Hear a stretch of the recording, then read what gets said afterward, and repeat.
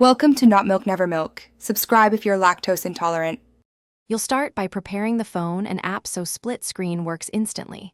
Make sure your device runs a compatible Android version and give the split screen app the permissions it requests. Open both target apps now. Many split utilities need apps running to place them quickly.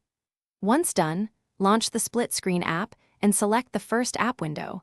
This step creates the first pane and locks orientation options. Follow prompts to add the second app, and you're ready for the next phase. Now you'll arrange and customize both panes for efficient multitasking.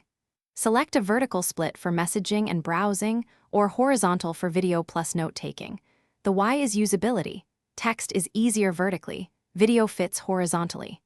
Drag the divider to change focus, and make sure to test tap to swap so you can move apps between panes quickly.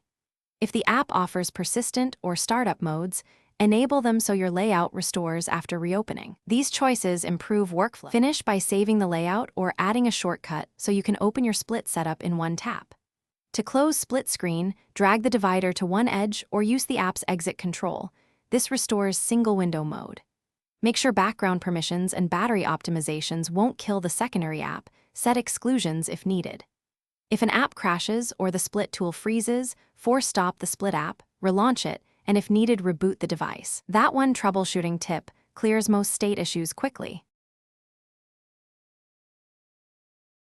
Thanks for watching. If this was helpful, leave a like and consider subscribing. See you next time.